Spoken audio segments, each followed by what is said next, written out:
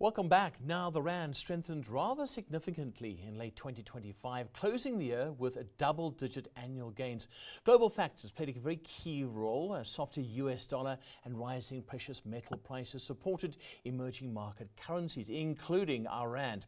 At the start of January, the local units began the year still near those stronger levels with no major volatility reported. Well, not yet.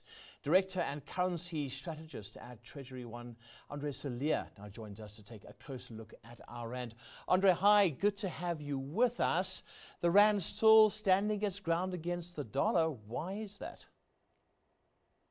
Yes, good afternoon. And it's an interesting one. I mean, we haven't seen this kind of performance from the Rand for a very, very long time.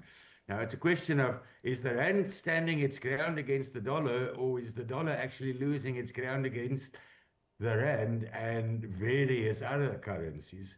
And I think it's a combination of two. So firstly, let's look at the US dollar. You've mentioned in the introduction that the Rand had gained by double digits, but the dollar had lost almost 10% of value against a basket on the VIX index. That's a lot. That's really quite a big move, one of the biggest moves that we've seen in a heck of a long time of the dollar. And what's the reasons therefore? First of all, if you look at gold, gold's done tremendously well. Uh, but I've said before that if you look at the fantastic gold price, then that really signals uh, dissatisfaction and a mistrust of what happens in America by Mr. Trump and the erraticness of how he manages what in terms of relationships with countries all over, and the tariffs that is imposed, the impact of that on their monetary policy, inflation sticky, remaining at relatively high levels. And the Federal Reserve then coming in and they've adjusted interest rates more than once last year, and downwards, but still with sticky inflation.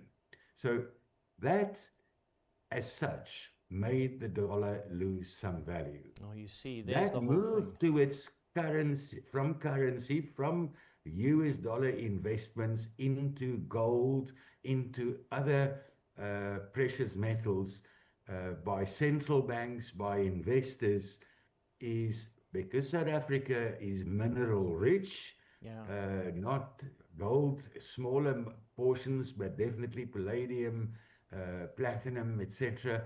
We're rich in that. That benefited the country tremendously. Yeah, so things came up, Andre, things came up, but now things have been turned on their head because we've had the United States attacking Venezuela and capturing their president and first lady. How has this affected our Rand and the dollar? Because this is further turmoil for the greenback. Further turmoil for the greenback, and one would normally think that at the sight of something like that, flight of safe haven currency straight into the US dollar. But now I get back to my words about gold, mistrust in America. So what benefited? Commodities actually benefited more than anything else. Gold, once again, a bit of a rally. So, the flavor of the dollar is diminishing at this Yeah. point in time. And that safe haven flight is still there, but now not into dollars. So this time around, a slight improvement in the value of the dollar, but nothing Yeah. significant. The cross rates of across the board, euro, etc., slightly weaker. But look at the emerging markets. Look at the rand. The rand's actually stronger. Yeah, we're not alone, Uh, are we? It's other Benefiting emerging from the markets as well. commodities that becomes better. Yeah, we're not alone, Andre. It's other emerging market currencies as well. What does this mean for us, the overall picture? Because we've got our interest rate decision coming up in January. I would think they're going to cut rates again because the Rand's not a concern.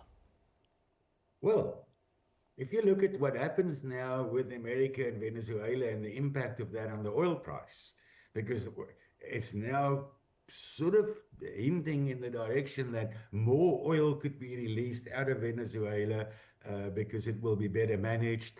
Impact of that is lower oil prices, stronger rand, lower fuel prices for us, positive impact on inflation, possibly a positive impact on interest rates. Yeah. However, I think we should be cautious because the interest rates is one of those reasons, the high interest rates that we have, or relatively high, is one of the reasons why the rand is also strong, because that attracts a lot of money out of the so-called trade, positive carry trade.